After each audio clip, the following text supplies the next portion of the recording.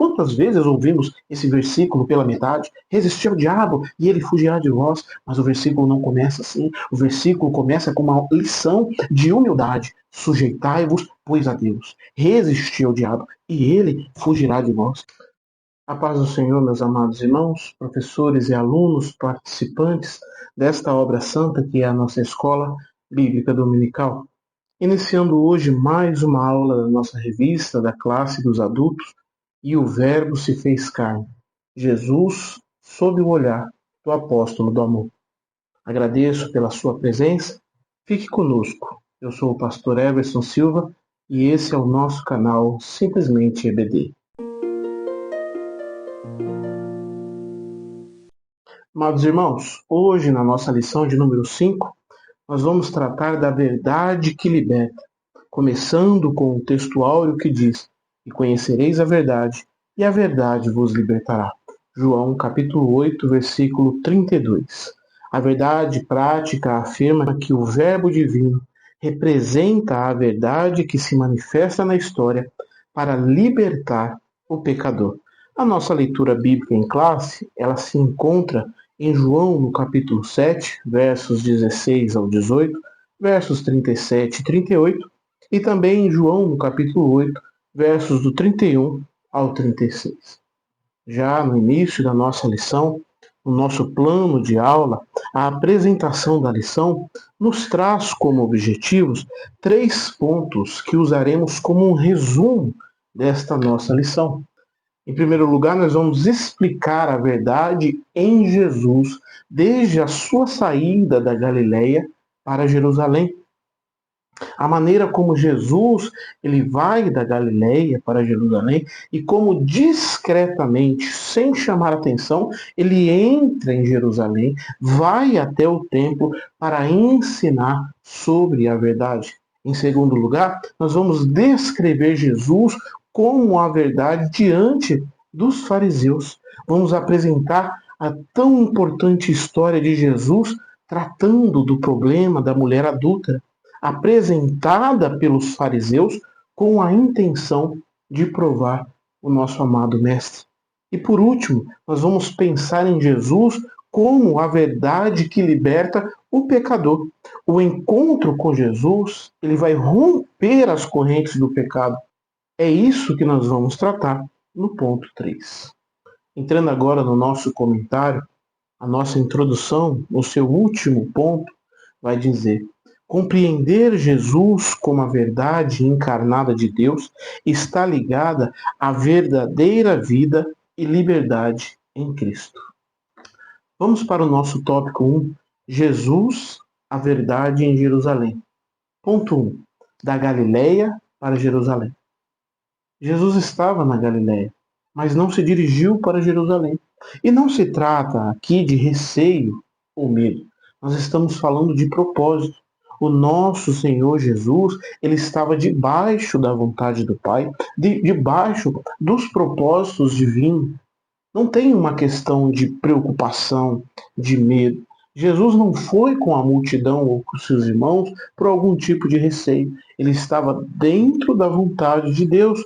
Como afirma o ponto 1 quando diz: apesar dos conselhos dos seus irmãos para que subisse a Jerusalém, Jesus tinha plena consciência de que não era sob a influência deles que ele iria para a cidade santa, mas sob a orientação do Pai. Jesus subiu discretamente a Jerusalém durante a festa dos tabernáculos. Ao aconselhar Jesus a ir a Jerusalém para ser visto publicamente, os seus irmãos estavam sendo sarcásticos. Os seus irmãos estavam desfazendo de Jesus. Como diz em João, no capítulo 7, versículos 3 a 4. Os irmãos de Jesus dizem: olha, deixem este lugar. Vá para a Judeia, para que os seus discípulos vejam as obras que você faz. Porque se alguém quer ser conhecido, quer ter fama, não pode realizar os seus feitos em segredo. Já que você faz essas coisas, manifeste-se. ao mundo.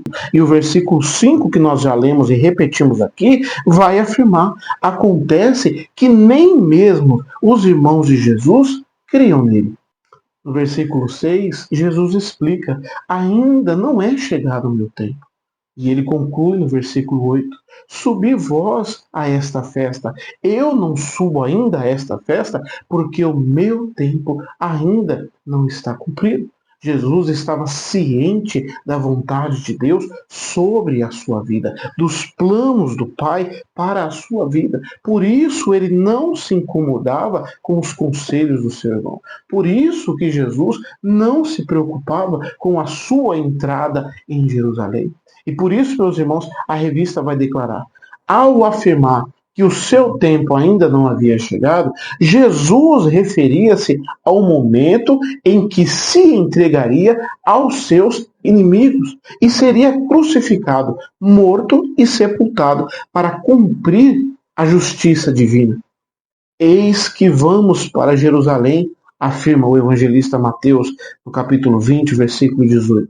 E o Filho do Homem será entregue aos principais dos sacerdotes e aos escribas, e condená-lo-ão à morte. O Senhor Jesus, segundo o contexto bíblico, estava afirmando: eu não vou agora com vocês. Porque, segundo o versículo 6, Jesus afirma: o meu tempo ele ainda não chegou. Então, Jesus ele não afirma que não iria. Ele estava dizendo que ele não iria com os seus irmãos e com a multidão. Ele não iria entrar publicamente em Jerusalém e manifestar-se abertamente em Jerusalém naquele dia. Até porque não seria naquela semana, não seria naquela festa que é a dos tabernáculos que Jesus seria preso conforme os propósitos divinos. Ele não seria preso naquela semana para ser imolado, para ser morto em sacrifício, mas na festa da Páscoa, que aconteceria alguns meses depois, onde Jesus seria preso e morto como o cordeiro que tira o pecado do mundo. O ponto 2 vai nos afirmar a verdade na festa dos tabernáculos. A lição afirma que no versículos 10 a 13, Jesus evitou o assédio do povo, até que durante a festa ele subiu ao templo e começou a ensinar, como afirma o versículo 14 de João, no capítulo 7. Irmãos, os judeus eles tinham 3 festas principais: a Páscoa, o Pentecoste e a festa dos tabernáculos. Todos os acontecimentos do capítulo 7, 8 e 9 estão ligados à festa dos tabernáculos. Nesta festa, durante uma semana, a cidade de Jerusalém, ela recebia pessoas de todos os cantos que se dirigiam para lá, habitando em tendas improvisadas. Eles montavam as suas tendas durante a viagem e montavam as suas tendas chegando na cidade de Jerusalém, dentro da cidade. E isso eles faziam para agradecer a Deus pelas colheitas, pelos livramentos e, ao mesmo tempo, renovar a sua esperança na vinda do Messias. E Jesus, como cumpridor da lei, ele frequentava as festas religiosas do seu povo. E quando a festa de Jerusalém já estava na metade, quando a festa dos tabernáculos estava na metade, mesmo chegando a Jerusalém discretamente, como afirma o versículo 10, Jesus ele sobe ao templo e ele passa a ensinar em público no templo. E os seus ensinamentos geraram uma dúvida maravilhosa nas pessoas. As pessoas ouviam Jesus e começavam a se perguntar e perguntar uns aos outros: como é que este homem pode ser letrado se ele não chegou a estudar, né? Parafraseando, eles queriam dizer: como este homem pode ter tanta instrução, tanto conhecimento, sem ter estudado? Jesus, ele não tinha frequentado nenhum dos grandes centros rabínicos de erudição. Ele não havia citado nenhum mestre, nenhum rabi em seus ensinamentos. Pelo contrário, enquanto os fariseus e os escribas, os doutores da lei, citavam seus mestres que tinham aprendido de outros mestres, até chegar em Moisés, que recebeu diretamente de Deus, Jesus responde àquele questionamento declarando: o meu ensino, ele não é meu, mas daquele que me enviou. Irmãos, como é maravilhoso o exemplo de dependência e humildade de Jesus. Dependentes de Deus, todos nós somos. Reconhecendo ou não, nós dependemos de Deus pelo ar que nós respiramos, pela nossa saúde, pelo pão de cada dia, principalmente pela nossa salvação. Mas humildade, a humildade está escassa em qualquer lugar. E a humildade, ela é constantemente recomendada, sugerida pela palavra de Deus. Jesus, ele começa o seu sermão da montanha dizendo: bem-aventurado os pobres de espírito, porque deles é o reino de Deus. Ser pobre de espírito é ser humilde. Tiago, ele vai aconselhar: sujeitai-vos, pois, a Deus, resisti ao diabo, e ele fugirá de vós.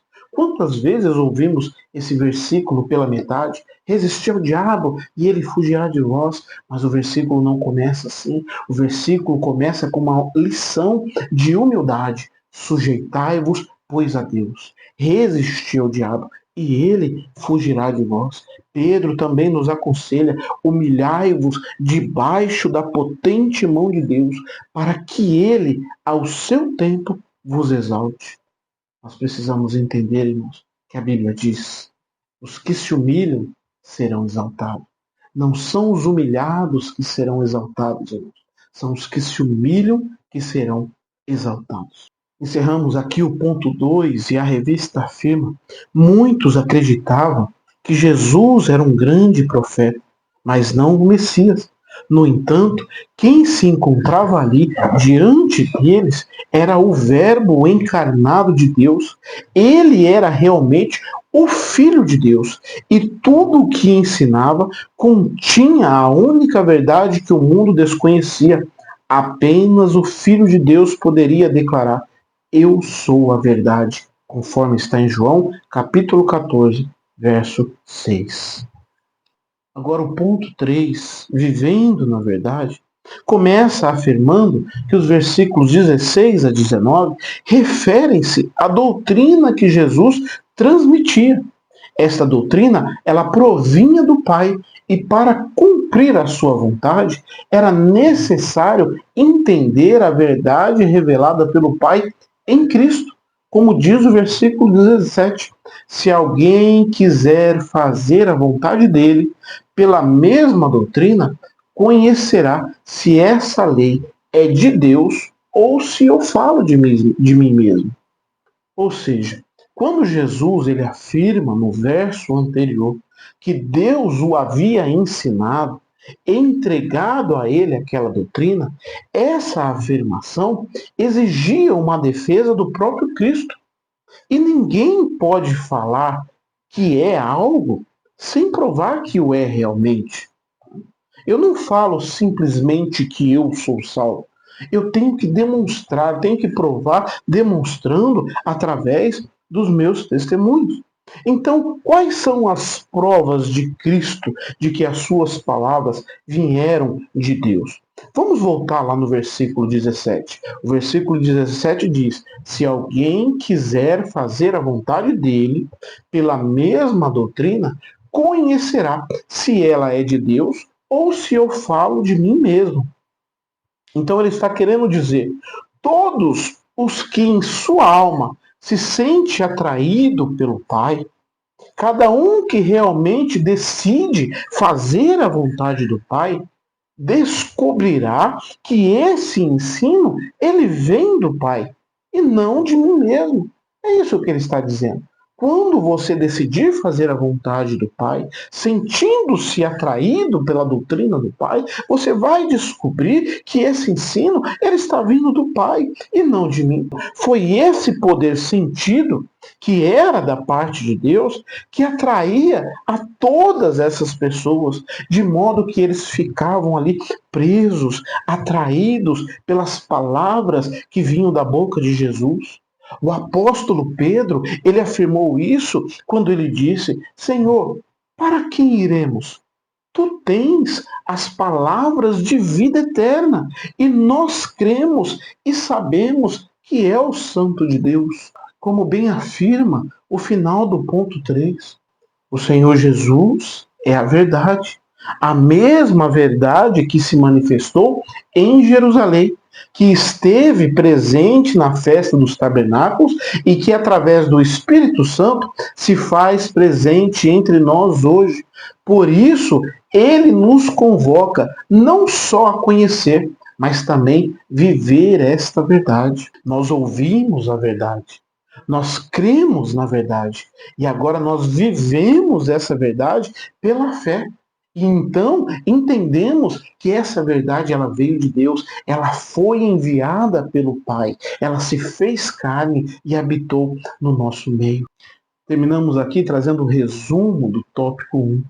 Jesus encontrava-se na Galiléia e, sendo a verdade revelada de Deus, dirigiu-se para Jerusalém. No ponto 2, Jesus, a verdade diante dos escribas e fariseus. Nós vamos analisar agora o ponto 1, a verdade no episódio da mulher adúltera. Irmãos, o episódio da mulher adúltera é um dos acontecimentos mais citados no meio cristão, por evangélicos ou não. Quantas vezes nós ouvimos aquela famosa frase: quem não tiver pecado, que atire a primeira pedra.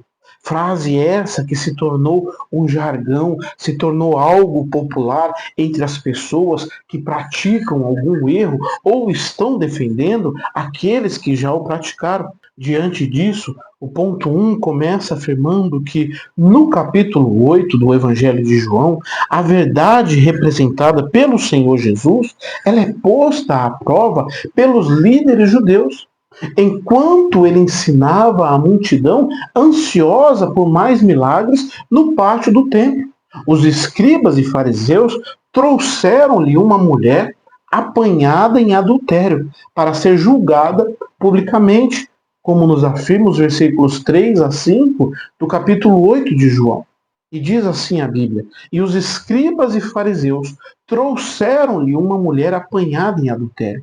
E pondo-a no meio, disseram-lhe: Mestre, esta mulher foi apanhada no próprio ato, adulterando. E na lei nos mandou Moisés que as tais sejam apedrejadas. Tu, pois, o que dizes?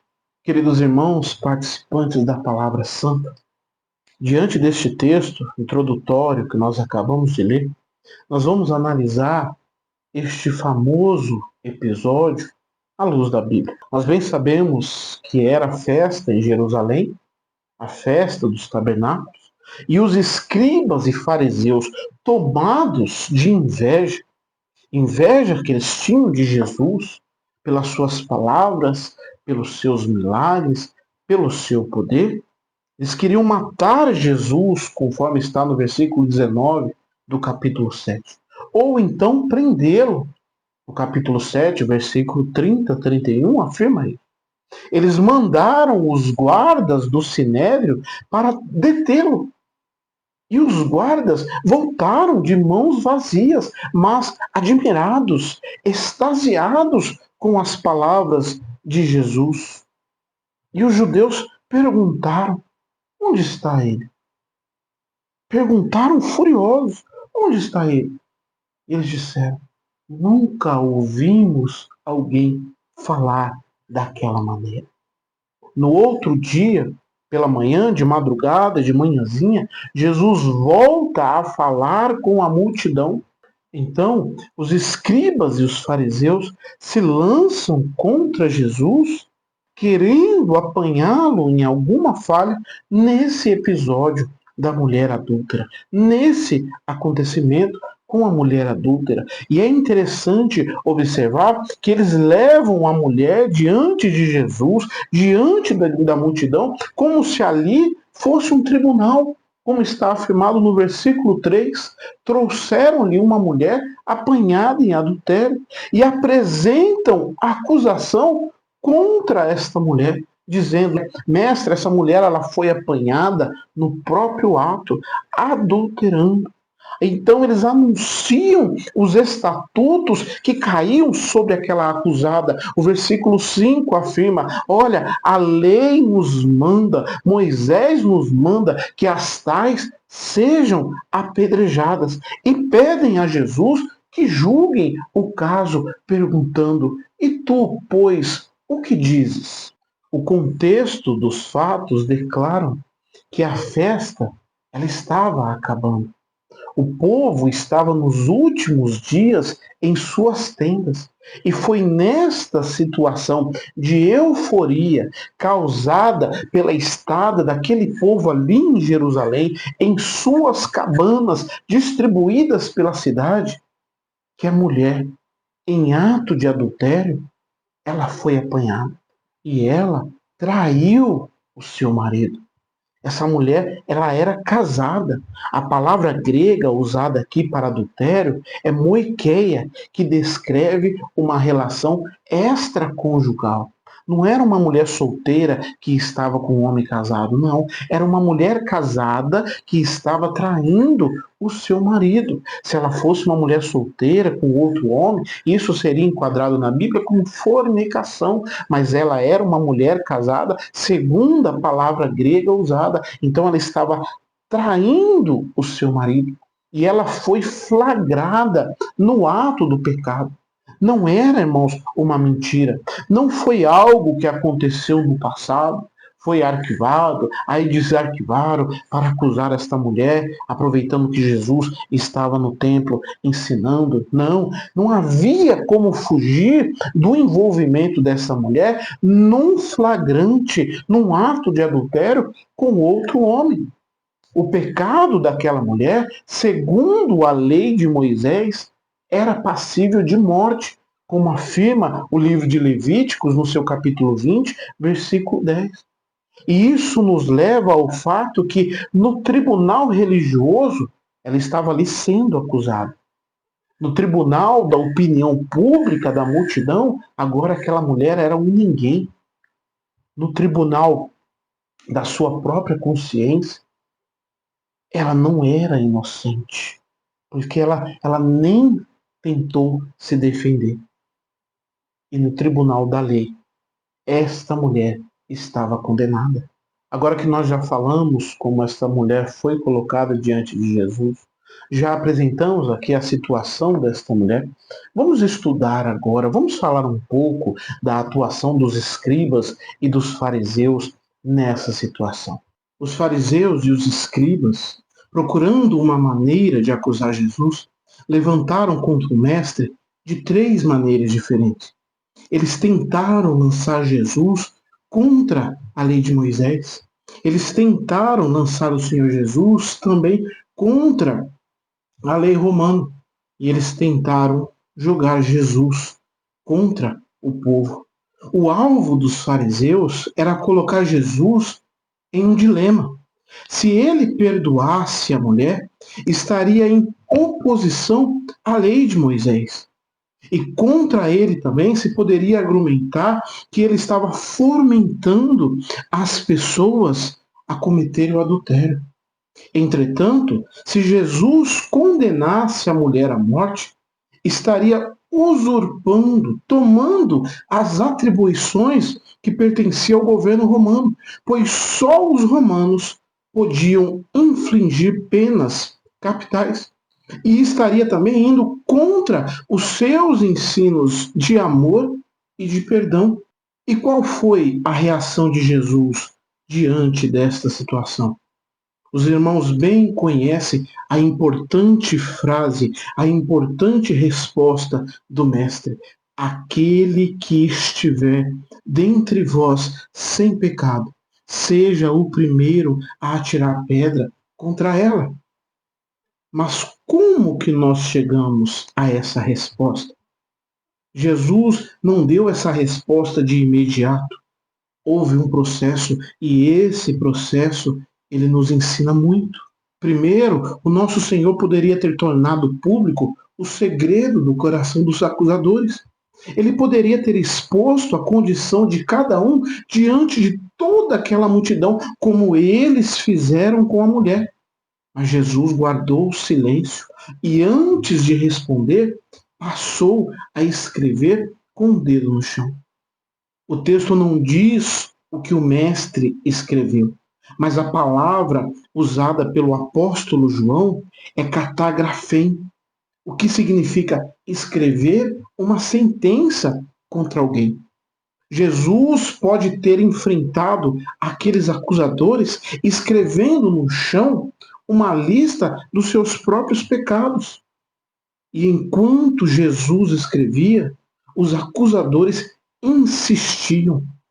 E diante dessa insistência dos acusadores, aí Jesus declara: quem dentre vós estiver sem pecado, que seja o primeiro a tirar uma pedra contra ela. Meus queridos, as palavras sem pecado significa não estar na prática do pecado, é não ter nenhum desejo pecaminoso.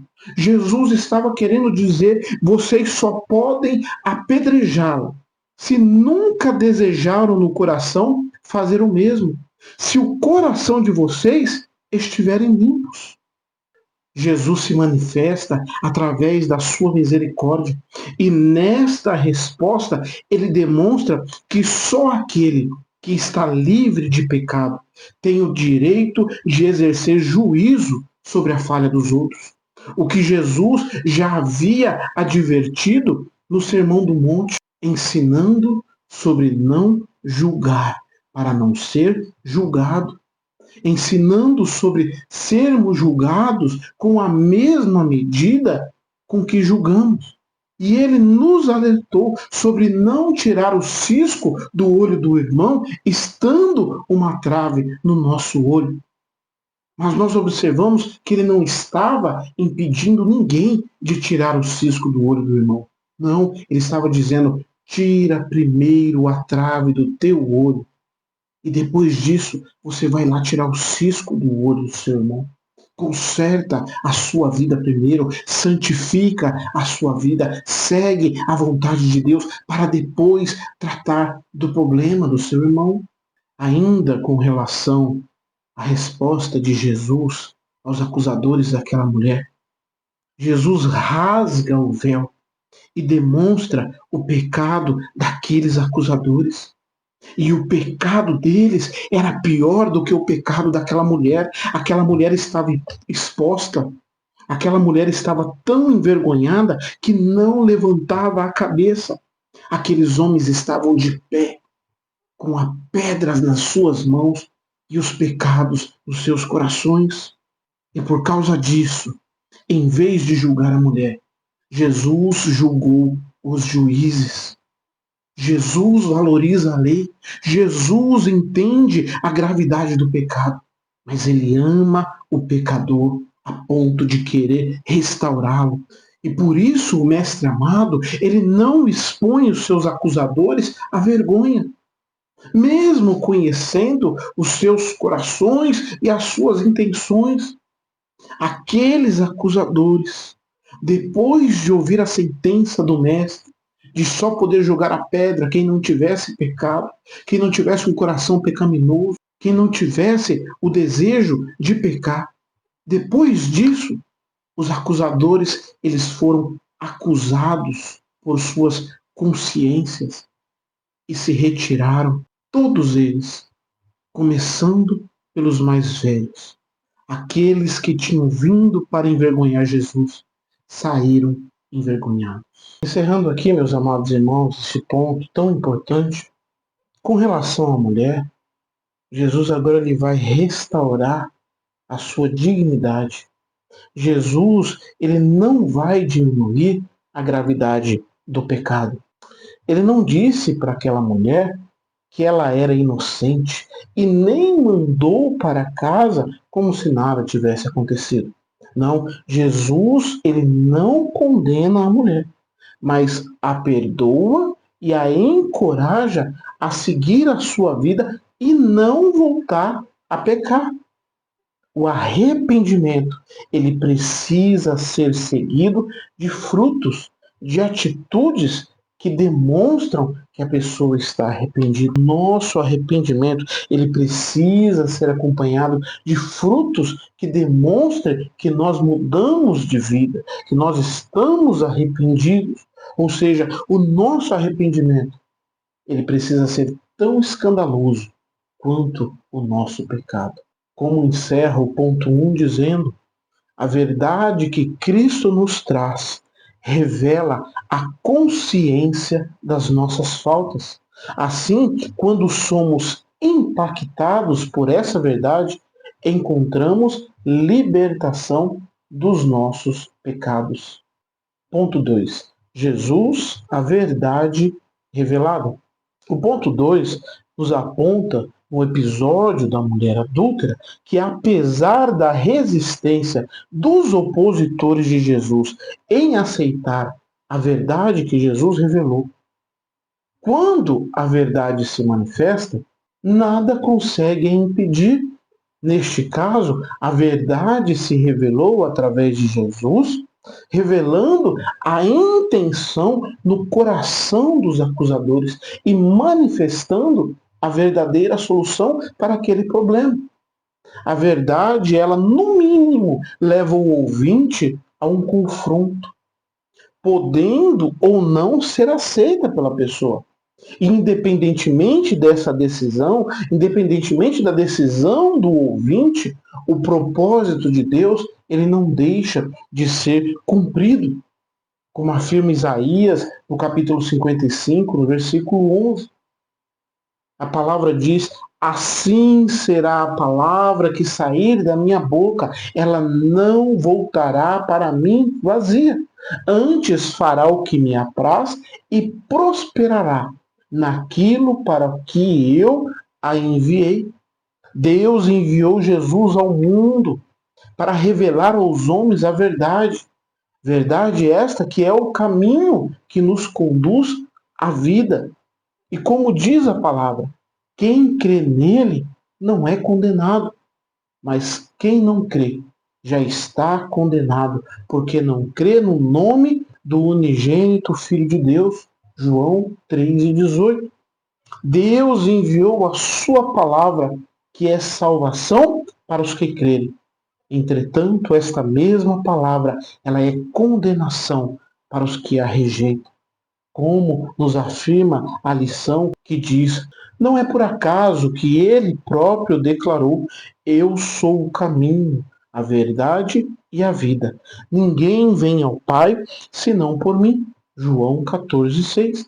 Esta verdade não é apenas genérica, é uma verdade encarnada.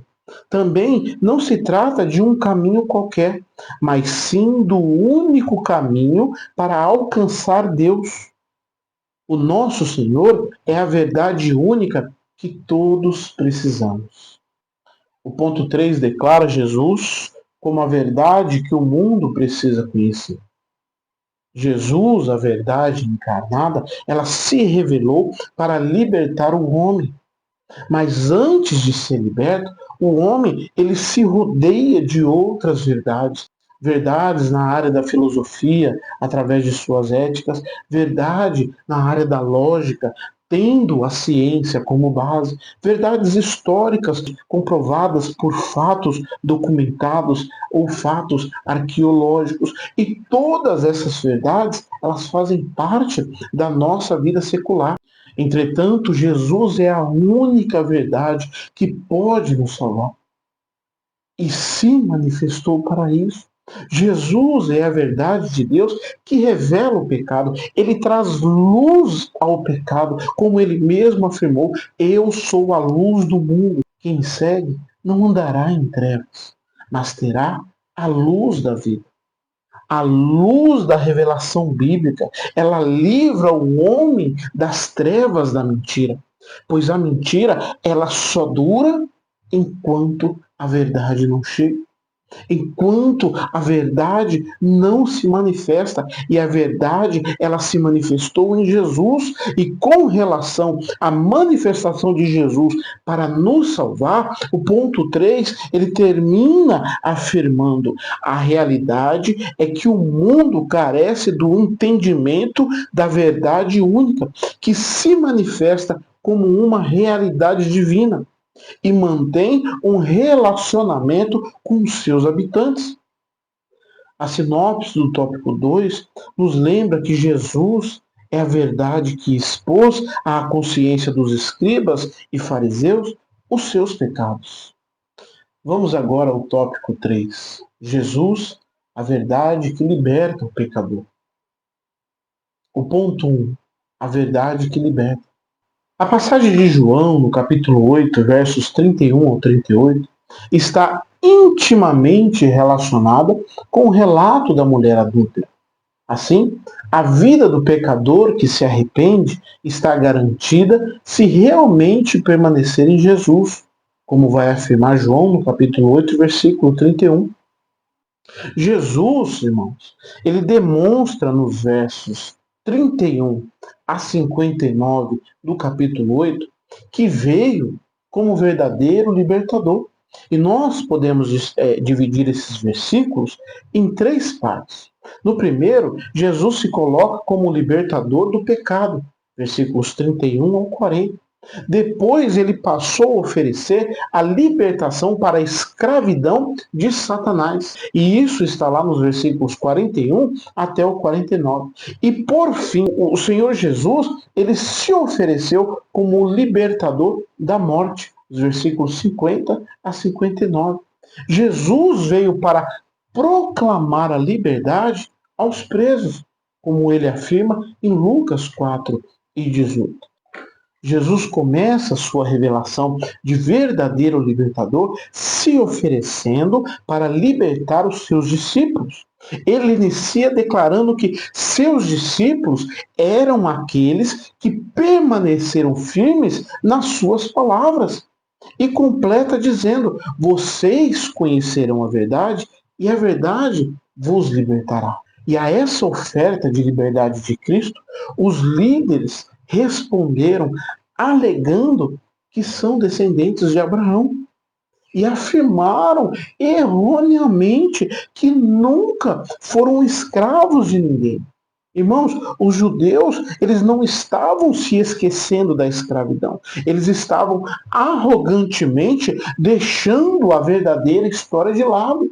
A escravidão para o Egito, a escravidão para Canaã na época dos juízes, para a Babilônia, para os medos e persas, para os gregos e, por fim, para Roma. A resposta deles revelou que eles não sentiam nenhuma necessidade do Messias. Eles acreditavam em sua ilusão que não tinham nada do que deviam ser libertos. Então, Jesus os lembra que todo aquele que peca, que comete pecado, é escravo do pecado. Visto que eles eram pecadores, eles eram escravos do pecado. E Cristo veio para isso. Foi isso que Cristo estava oferecendo para aqueles homens, libertá-los da escravidão do pecado. Moisés, ele foi reverenciado porque libertou a nação de Israel da escravidão do Egito. Mas agora alguém maior do que Moisés estava ali e se ofereceu para libertá-los da escravidão do pecado. Então, conforme o final do ponto 1, o encontro com a verdade que é Cristo rompe todas as correntes do pecado. O Senhor Jesus Cristo é aquele que proporciona verdadeira libertação à vida do pecador. E o ponto 2 nos faz uma pergunta: o que é a verdade? A verdade mencionada em João é aquela que liberta o ser humano do domínio do pecado. e é manifestada e revelada unicamente na figura de Jesus. Ele declara: eu sou o caminho, a verdade e a vida. Essa verdade proporciona libertação, restauração e uma nova vida para aqueles que se aproximam dele. Em Jesus nós alcançamos a verdadeira liberdade. Então, quando Jesus diz, eu sou a verdade, ele está declarando que nele não há erro, não há nenhum defeito que é natural do ser humano, mas em Jesus não, porque ele é o homem perfeito. O que está evidente na pergunta que ele faz aos fariseus: quem de vós me convence de pecado? Jesus, ele não tinha pecado. Jesus, ele não tinha defeito. Jesus viveu neste mundo de mentira, sendo a única verdade que nos leva a Deus. O nosso último ponto: verdadeiramente livres. Esse ponto afirma que as escrituras sagradas revelam a verdade, revelam a verdadeira natureza do ser humano distante de Deus.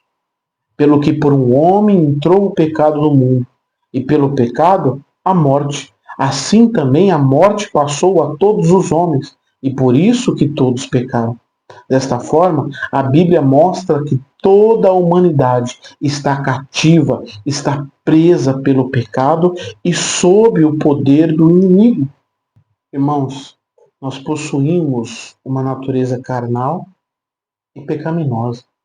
Entretanto, quando nós cremos em Jesus, quando nós recebemos Jesus como nosso Salvador, é gerada em nós uma natureza espiritual, que agora vai nos ajudar a mortificar, a sufocar, a suprimir essa nossa natureza carnal, como afirma Gálatas no capítulo 5, verso 16. Vivam no Espírito, e vocês jamais satisfarão os desejos da carne. Nós fomos libertos e ao vivermos no Espírito, pela palavra de Deus, nós vamos diminuindo, minimizando os desejos carnais que são inerentes do pecador. Como nos afirma a palavra de Deus em Colossenses, no capítulo 3, versículo 1 e o começo do versículo 5. Portanto, se já ressuscitastes com Cristo, buscai as coisas que são de cima, onde Cristo está assentado à destra de Deus. Mortificai, pois, os vossos membros que estão sobre a terra. E ao fazer isso, nós nos aproximamos mais de Deus, das coisas de Deus, da sua vontade, da sua santidade, da sua paz, dos seus cuidados. Isso é ser verdadeiramente livre. Terminamos aqui o tópico 3 com o seguinte resumo: Jesus é a verdade que proporciona liberdade à vida do pecador. Meus amados, eu quero terminar esta aula com apenas o final da nossa conclusão, que disse: a verdade de Cristo proporciona uma autêntica liberdade dentro de nós. Nós estamos livres porque aceitamos a verdade que foi revelada por Jesus Cristo. E continua: por isso é urgente que o mundo venha a conhecer a Cristo. Não existe solução para o mundo sem levar em conta a mensagem e a obra do nosso Senhor Jesus. A única solução para o mundo é a mensagem pregada pelo Senhor Jesus. É a obra realizada pelo Senhor Jesus enquanto ele esteve aqui nesta terra, quando ele morreu, ressuscitou e está à direita do Pai. Glória a Deus. Chegamos ao final deste estudo, ao final dessa importante lição, deste importante assunto sobre a verdade que liberta. Deus abençoe a cada um. Fique na paz do Senhor e até a próxima aula, querendo Deus.